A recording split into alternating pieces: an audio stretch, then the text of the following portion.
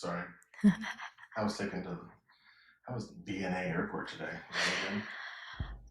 It was really a lot of traffic, and yeah, the lady was like trying to tell me where to pull, and I was like trying to pull over there and go the speed limit, and she was like rushing me, and I was like, not cool. And Leo's like, she's trying to be nice. I was like, did you see her face? She's not being nice.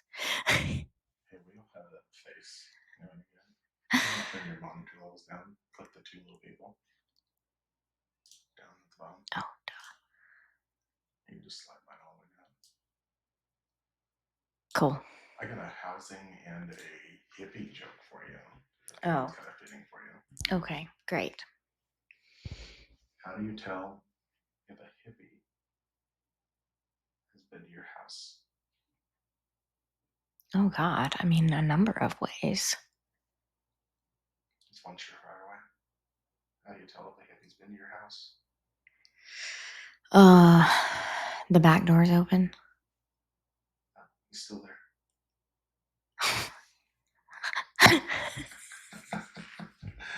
See, you said I don't get these jokes. I gotcha. That was the answer. That was the answer. He's still there.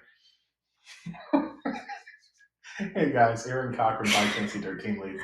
I'm here with Jordan Mitchell. She's our resident hippie, and we can't seem to get rid of her. I don't think that we want to, but nonetheless, awesome real estate agent here on our team. And today we want to come on and talk about debunking some myths. Debunking some myths. That gets the mouth moving. Yeah, that's a lot. About listing your Tennessee home for sale. I think it's interesting the amount of what we call them FISBOs in the industry, for sale by owners, about listing their home, the do's and the don'ts, and even what some bad real estate agents do. I hate to use that term, but they exist. Yeah, they exist. I mean, in the industry, like they can't all be good. No, they're not all the Jordan Mitchells of the world. As actually, I would probably say. Yeah. So, Jordan, what are some of the things that you see the faux pas? Don't ask me to spell it.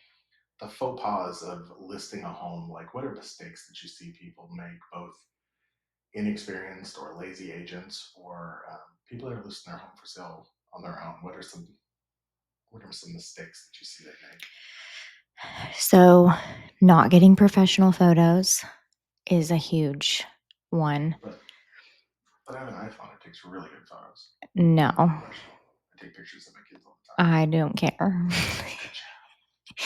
So there's an art to it. Like it's not just about the photo and the quality of the photo, which does matter, but it's also like the way that you take the photo.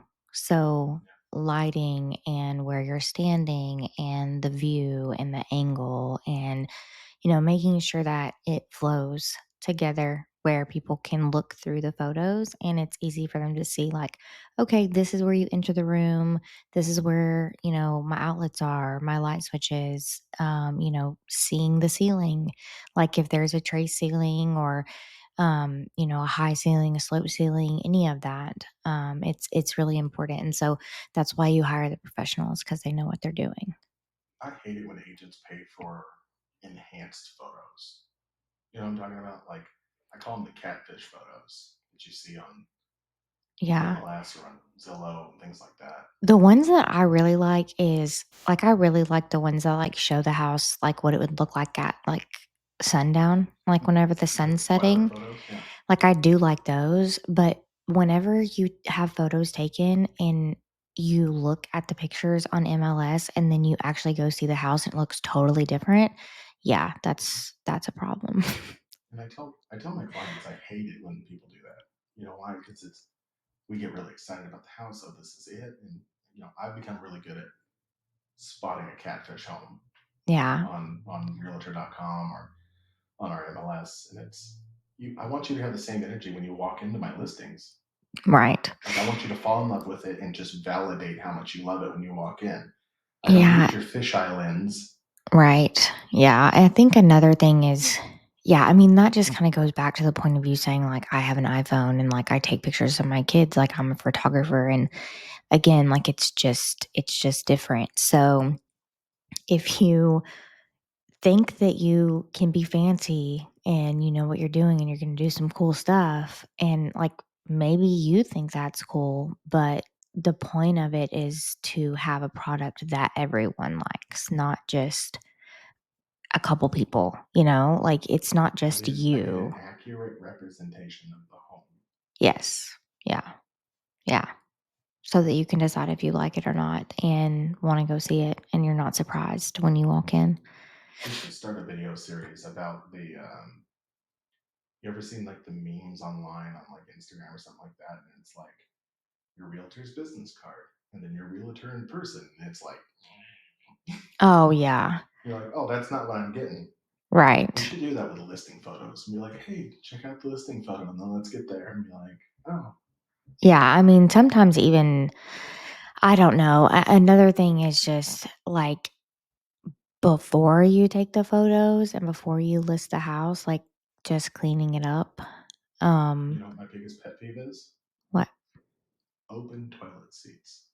Oh, yeah. Yeah. I mean, Shut the toilet toilets seat. take such a big hit too. I mean, Yes, some of them are just deliberately. struggling. But I don't know. I've seen so many, and, I mean, you have to know how to talk to people and how to be straightforward and, like, tell them, like, "Okay, this is something that you need to clean up."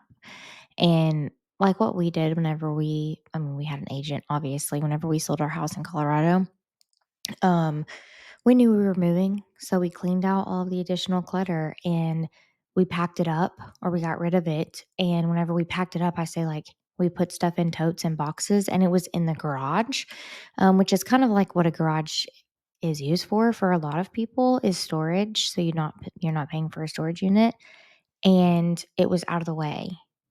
And then we left it that way. So we didn't do it just for photos and then, like, start, and I mean, obviously people know that you live there. So, like, yes, my couch had dog hair on it, like, big deal, but it didn't smell like animals. There wasn't a whole lot of personal effects. So, like, people want to be able to come in and see themselves in the house, or themselves. I don't know. Anyways, um, No, I agree. I think garage is a safe zone. I try to tell all my clients the same thing. It's like, oh, just put it in the garage. Don't yeah, cram it in the closet because people want to see like they're going to what type open of the storage you closet have. doors. Yeah.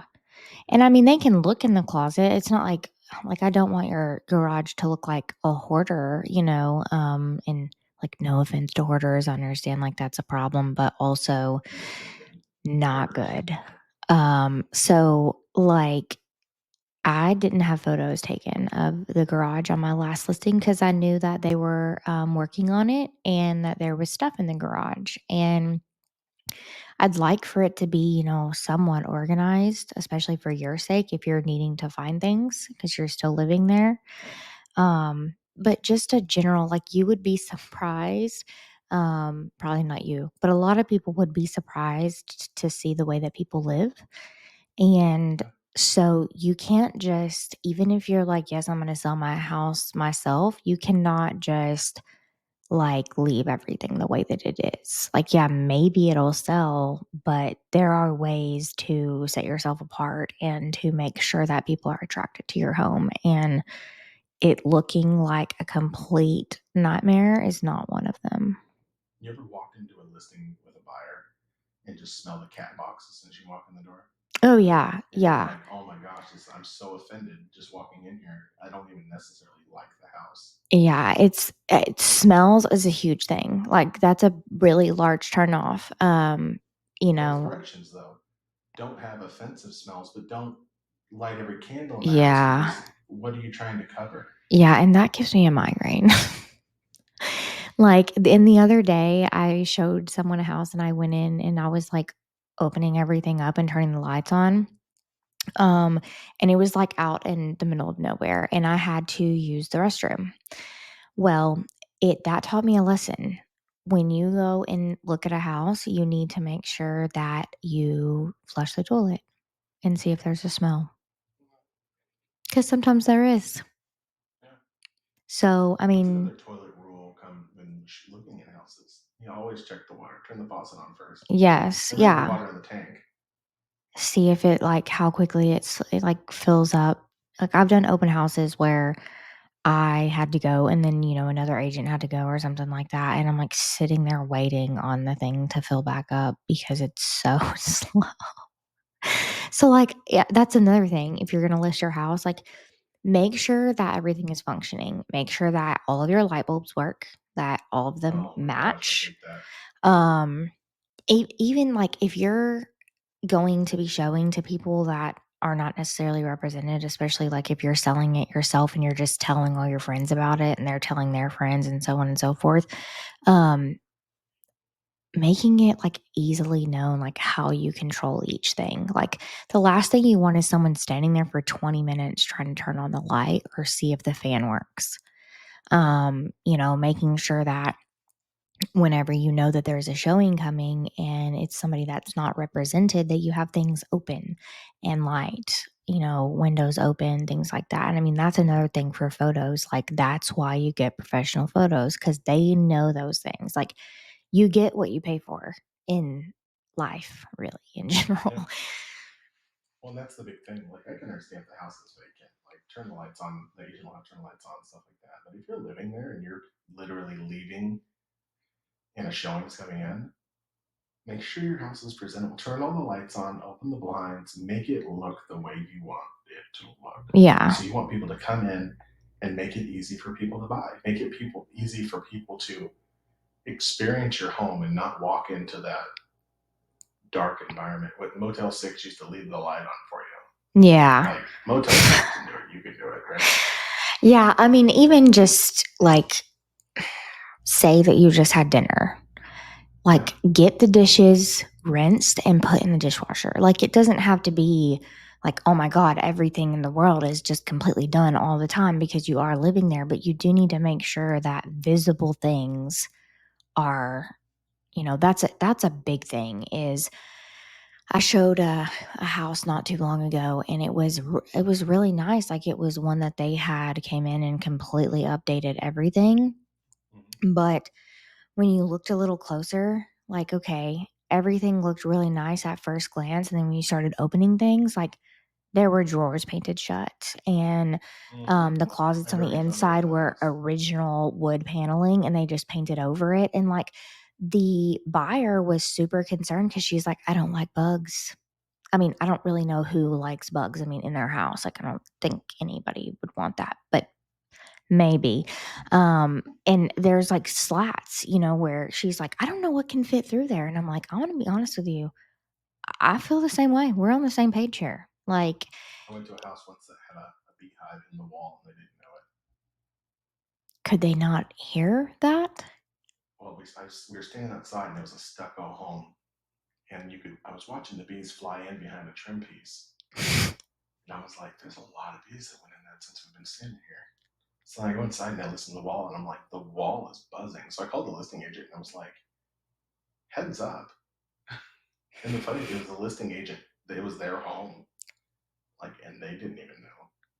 Oh my goodness And gracious. it wasn't a low price point like this. We're talking Yeah. 650, 700K. Yeah. And another thing is, your yard. Your yard matters. You mean mow the lawn? Yeah. Spray the weeds.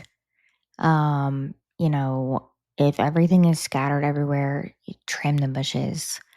Are you telling me that when I don't have to just get it looking right for the photos and just leave it and No, let the weeds grow up because it's been on market for 90 days because I'm no, not marketing my home correctly? no. It needs to be maintained. That is a mistake that I see a lot. Obviously, my husband's a landscaper. Like, Mhm.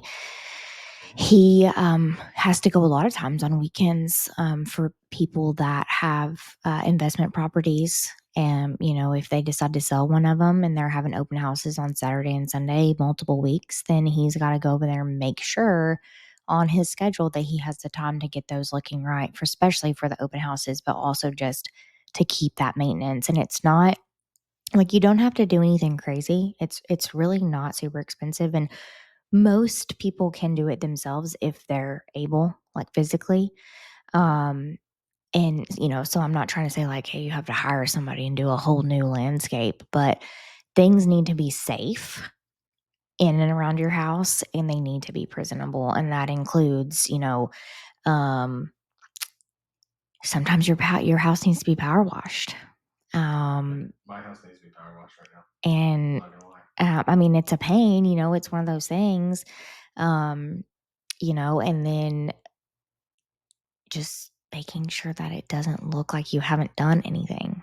Like everything is grown up. And I mean, even if the yard is a couple days past mowing, it's not going to be the end of the world, but making sure that people can see that like there's potential. It's not like you've just let it go for the whole year. What did you say? I said getting it prepped before the weekend. Like it doesn't Yeah. if the house is vacant especially. Yes. Go walk through the house, wipe the kitchen counters off, wipe the bathroom counters off, and just run the mower over the yard. Yeah. And that's the thing is whenever you're an agent or, realtor and you have listings that maybe somebody moved out of state and you're local to it or you're, an hour or two away from it, whatever. That's what you want whenever you hire an agent is somebody who's willing to go the extra mile. So like I had my listing, I still have my listing and thankfully it's in the same neighborhood as my kid's babysitter. It makes it easy. But I go by there. And I talked to my husband the other day and I was like, I need you to go by and get it mowed. So like obviously your friends and family become people that are helping you take care of these things. But when you go in and you see that something needs to be done, like people have been going in and out of the back door and there are leaves on the floor, they need to be picked up. And, that's why you're hiring somebody to take care of these things. So I'm not going to say like, it's a mistake to try to sell your house yourself because people do it. People have done it. Like my mom sold her house herself. It took a long time, and I had to promote it back. This was years ago, probably more than 10 years ago. But it it it definitely is going to take longer. So if you're doing it by yourself, you need to make sure that you do all of the right things and check all the boxes. Um, if you don't have somebody advising you. Especially if you have somebody come into the house that doesn't have an agent. Like, are you just gonna let anybody go into the house? Yeah, it's Are you just handing out your lockbox code that you put on there as a for sale by owner and just letting people show up and go into the house? Yeah, it's pretty risky, honestly, in my opinion. So, I mean, I would always want representation, and if there was somebody that came by that didn't have representation, I would hope that my listing agent would go by and show the home for me. right. Yes. Yeah. And that just goes back to what you're paying for, Yeah. somebody who's willing to go the extra mile to make sure that you look well represented as well as your home is taken proper care of. Well, and so like even let's talk about MLS. When you put your house on MLS and you're disclosing things like for sale by owners, a lot of times they don't disclose stuff. Like you get in a really bad lawsuit for not disclosing stuff when selling the home, if you're a professional or not. Yeah. Yeah. You get into legality, and that's something obviously that we have to learn all the rules and regulations. And when you don't know those things, yeah, I mean, you can get sued. Yeah, I mean, I wouldn't. I mean, let's just think of it this way: could you go? Could I go find somebody in the Walmart parking lot to pull my tooth? I'm probably gonna hire a dentist. Maybe. I mean, I not want somebody that me. does I'm this not going to do for a it. living. And tell the home, I bet you can find somebody to pull my tooth in a Walmart parking lot. I mean, it's probably going to just depend on how much you're paying. Yeah, true story. True story. $20 is $20. Yeah. Yeah. But like when we post on MLS, like it's different than somebody going in here and just posting on Zillow. Like we go out, it's a multiple listing service, so it goes. We have the ability to select boxes in there that'll allow third-party sites to pick it up. Right. Even like buytennesseedirt.com, we pick that information up off of the MLS, and it Hmm. displays on our website. So you can search homes through our website, just like you can through Zillow or Realtor or Redfin or Right. whatever. And if you don't have access to that, you have to go to those individually. Yeah. And some people don't want that. We've had issues as of recent with our Fayetteville listing that we have right now. FEMA says it's not in a floodplain. We've all been to it. It's not in a floodplain.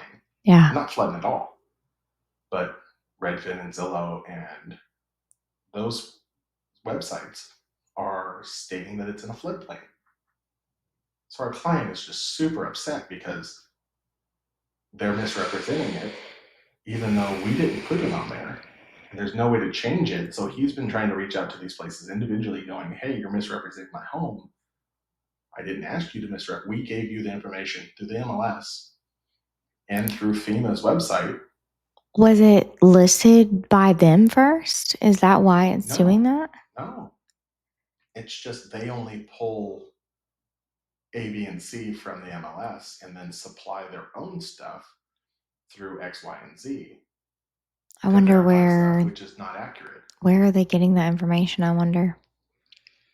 Well, I don't know. There's just different names for these other companies, nonprofits, and stuff like that. So our client's pissed. Yeah, I'm sure. I would He's be not mad at too. us. He's just mad Right. that, Well, it's a and catch another 22. thing is if you list it just on Zillow, like, do you have to pay for that? Like, do you have to pay to Yeah, list your I home thought on you did. Zillow? Yeah. And then it's not anywhere else, right? Well, that's the issue that we have here is him and I had this discussion earlier this week, and we go, well, do we pull it off of the third party sites, which we can do? I can remove those from there by into our MLS. Right. And he goes, but then it won't be misrepresented. But I was like, but then it won't be represented at all. Really? Yeah. Because, I mean, again, people going online, I mean, people can see the MLS, but to see it as an agent with a login is different. Like, you see different things compared to just an everyday person, Right. getting the emails or going on and looking. And like you said, like, if you search the listing that I have right now, I mean, it comes up on, golly, like 20 something different sites because it's At different least. brokerages that have, that option to search, and then teams within those brokerages. And then, I mean, like, there was a ton of them on there where it all pulled from the MLS. I didn't have to do any of that. Right. Yeah. It's you want to make sure that you're represented well, and you want to make sure that things aren't going up there. So I think it's like our client and I, we think that it's because of that representation that people are looking at it. Because if I live in California, I don't know what real tracks is. Right. You know, Yeah. so So each state has their own MLS, and then there's multiple, usually. well, a Like, lot of states have one MLS for the state. Tennessee is one of the rare ones that there are multiple yeah. MLSs within the state. So Okay. we can drive an hour west or an hour east and be out of our MLS Right. technically. Yeah. Yeah, and that's another thing. Like, I was looking at a piece of land for a client, and the listing agent gave me the MLS number, and I'm like over here in Real Tracks, and I'm typing it in over and over and over, and I'm typing in the address, and nothing is You went to coming this up. Tennessee agent, didn't you? Yes, I was like, "What is happening?" So I called Cassandra, and she was like, "That's not our MLS," because of the number thing and how the number started. And I was like, Yeah. "Okay, well, I had no idea, so I'm really grateful that I have you," because I would have just, like, probably contacted her and looked really stupid. And so I reached out and I was like, "Is this in Real Tracks?" And she gave me the MLS number, and it was a completely different address. Like, I mean, it was the same location, but it was listed as a street that ended up the road. So I was like, okay, first of all, I don't have access to this east, whatever on earth this is. And second of all, um, the address is different, which is another thing. There are a lot of things that We're people just are thinking just that not not all aware agents of. are created equal yet again. Yeah. I mean, like, having to go and search things is not something that I think that you should want to do as a homeowner trying to sell your home. And there are a lot of factors. The amount of time that we put into listing one home, including, let's just even take out showing. Let's just go, hey, marketing the home on a regular basis and representing it and making sure that it gets through there. Like, Yeah. I would have to take 2 weeks off of regular work to do it appropriately. Yeah. Yeah. That's And what I was saying. if I didn't have the right tools in front of me, like I had to go source these tools because I didn't have them Right. ready to rock and roll on a regular basis. Yeah, even long before I was a realtor, there was absolutely no way that I wanted any part of doing that on my own ever. No, Like, no, and even it's just whenever the my mom easiest. did it, I was like, "What are you doing?" Yeah, yeah. So it can be terrifying.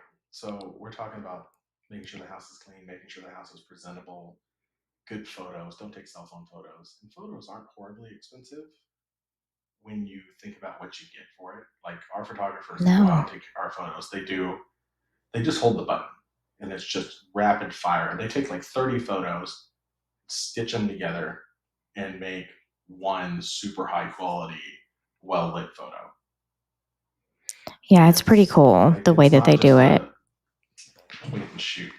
And I think it's worth a lot more than what you pay. I mean, obviously, it's important to find a good photographer also. Yep. Um, and I mean, even like uploading the photos to the MLS and like you were talking about, like getting the listing on the MLS, like if an everyday person had access to do that, it would be a mess. It's a mess already. We have professionals trying Yeah, to do it. that's what I'm saying. Like having to make sure that you're checking all the boxes and that everything is input properly. I mean, God, like there's not enough time in the day to talk about all the details that No, you have to have. no, no, not at all. Um, and think about too when you list your home. What's the if any? I always tell my clients if anybody tells you that listing your home is going to be fun, they're lying to you. It's Because you know what's going to happen? You're going to get a call from me at 4:30 while you're on your way home from work, and I'm going to tell you, hey, it's 6:30. So and so is going to bring their client through, and they want to look at your home. So what you're going to do is you're going to get home and you're going to skip dinner. And you're going to load the family up and you're going to load the dog up. yeah. So you've got all the car seats full. You load the husband up. You guys have been at work all day, and you guys are going to go out, and you're going to be gone from 6:15 to like 7:15 or seven. No, longer than that. 7:45. 15 minutes before showing, 15 minutes after it. Right? Excuse me. I'm just choked up thinking about this. And what's going to happen? They don't show up on time. So now it's 7:45, and they're not there yet. And then 8 o'clock rolls around, and they call the listing. Your agent calls them and goes, "Hey, yeah, sorry, we're running behind. We're just not going to make it." Meanwhile, you're sitting in a Walmart parking lot watching some guy get his tooth pulled for $20. And your kids are screaming really loud. Yeah, and you're just wore out. Like listing your house is not fun. So you need somebody that's going to be go to bat for you and make sure. Hey, just want to. If I have a showing at an inopportune time, I'm going to make sure that I call the agent that's bringing their client. And hey, I just want to make sure confirm that we're on. I want to make sure you guys are running on time Yeah. and stay on top of them because there are so many times. I mean, so many times people just don't show up to their own showings. Like Cassandra and I are religious about, hey, I'm not going to be there. We need to cancel this showing so that they know. Yeah, as soon as possible. I mean, like my listing, thankfully they were moved out, so it made it a whole lot easier. But when someone's living in the home, I mean, we had 3 dogs and a child the last time, and I can't imagine doing it with more than 1 kid because trying to get everybody in the car and then, like, my 2 youngest dogs fight. I mean, it's just it's a lot listing your home, and we did the open house, and we had to go and, like, sit at somebody else's house, and we had to have them just put the dogs out back, and, we had crates because, I mean, it was, thankfully it wasn't too cold, but when we listed our house in the winter in Colorado, we had this huge shed, and we had heaters, and we had our dogs in crates because when they had an open house, we had to go to somebody else's house that also has dogs. And we were just sitting there, for hours and we couldn't bring our dogs. So, I mean, another thing is like asking the right questions, the age of things, making sure that all of the appliances work. I mean, there's just so many things that people don't think about. Oh, they're like, oh, yeah, this is broken. No big deal. When in all actuality, it is a big deal for some people. People may not have the money to replace a dishwasher. People may not have the money to buy a washer and dryer. There are a lot of factors, and people could have allergies, like you were talking about, like the smell. Um, these things need to be vetted. Like, you need to have somebody representing you that knows the right questions. I walked into a house last year. I swear to you, after I walked into this house, I wanted to punch the listing agent square in the mouth. Not joking. It was in Winchester. My client, we're going around, we're looking at different houses. They wanted something, they wanted a fixer upper. We found this little corner lot. They said, hey, can we go over there and look at it? Sure, yeah, no problems. It was a cute house in the photos. We go over there and there's holes everywhere, and I should have recognized this before we went in. We opened the door. I went in first because it's like an abandoned home. Yeah. Fixer upper is It can be scary. It's an elevated statement for what this is. Yeah. So the house should have been condemned. I walked in the door. They walked in behind me. So the three of us got into the living room, and the three of us turned and walked out of the living room. The smell of mold and ammonia that was in this home physically burnt my lungs. Yeah. And I couldn't breathe. My lungs were burnt for 2 weeks. I'm not joking. 2 full weeks burnt like a chemical burn. And I called the agent and I was like, you've got to be kidding me. Like, I wouldn't have gone in there with a mask on. No, there's no way that I would list something like that. I'm not going to put my Guess name what on the it. listing agent says to me? Oh, I'm sorry, I was unaware of that. I've actually never been in the home. They're a local agent. And you've listed Never been in the home. How did you even know what to list it at? mouth. That's another thing, a huge thing. Price. Oh my word. If you don't know how to do market analysis and you, first of all, if you're listing your home at all, if you hire a professional, you did that for a reason. So let them do their job. They know, hopefully, most of them. um, if they're doing it right, they know how to do a market analysis, and hopefully they have other agents like us on a team, or other people that are agents that have other agents that they work alongside, even if they're not on a team, and they can be like, hey, what's your opinion on this? Because everybody, yeah, everybody has different experience, and it's like, okay, do you think that this is right? It's not just you being like, oh, the Zestimate, which is based on a median of all the homes that are around your home, has absolutely takes nothing into account. People go off of that a lot. I hear it all the time. Or um, someone will have gotten an appraisal on their own, maybe for a refinance or something, and they're like, this is what they said the home is worth. And they won't listen to you. Don't be that person, because whether you're listing with an agent who doesn't want to make you angry and is like, okay, like we're going to list at what you want because I don't want to fight you, or you're doing it yourself, you're kind of setting yourself up for failure there. I always give 3 prices. I'm not an order taker. Yeah. You've asked me for my advice. My job is to advise you, right? Let you make your decision. Yeah. So I'm going to go, we can go top dollar. The absolute maximum that you could probably list this home for is X. Let's say it's $500,000. Yeah. Based upon the comps that I'm pulling, 500 grand. It's probably going to sit because you're going to be the most expensive thing on the market. Right. But your house shows better or whatever. If you'd like to, but you're probably not going to get a ton of showings because you're only going to appeal to a very small portion of the market that can afford top of market. Right. Now, let's say we listed 475 and go, yeah, we can list it 475. We'll probably have a lot more people coming through here, and maybe we'll get some more interest. I'd rather have 50 people come through in the hopes of having 2 people write me an offer. Yeah. Than 2 people come through because I'm overpriced. Yeah. And you could get an over asking offer, You don't have to accept any offer you don't want to accept, even if it's full price. Yeah, and also your timeline is important as well. If you know what someone comes in and they're like, okay, this is the situation that I'm working with, and I really, really, really need to get out of here.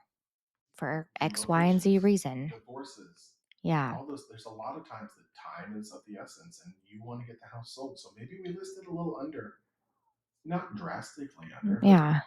And maybe then 475 turns into 465. 465 to me sounds a whole lot better than 475. I'm not after trying to get the most money out of you. Like right. the difference in a commission between 465 and 475, or even 465 and 500 Yeah. is minimal. It's not a Like lot. I don't care. Yeah, it's just and you have to know what the client needs too. Mhm. And be able to say like, okay, this is not reasonable, or this will work out. It's going to be good. And then also you have to think about price reductions if necessary, Seller concessions. concessions, closing costs, just all of those things. So And so I had a conversation with a guy yesterday, and he was talking about this, the new NAR rules and things like that that have come into effect in 2024. And he's like, well, how does that work now? And I was like, well, technically in our listing agreement, we just separate out the listing agent's commissions and the buyer's agent commissions. If you're offering buyer's agent's commissions, right, we won't take a listing unless there's buyer agent representation. exactly, Now you don't have to offer, you don't have to give it to them if they don't have an agent. I don't have to advertise it. I can't advertise it in right, MLS. yeah, So how we instruct them. So let's say, for example, we're going to take 3%. We're suggesting you offer 3% to the listing agent or to the buyer's agent. And somebody calls us and goes, hey, are you offering buyer's rep compensation? We're going to go look at this house, so on and so forth. Yes, we're offering buyer's rep compensation. We're not disclosing how much, but yes, we're open to entertaining it. And if you decide to submit an offer, please submit that with your offer.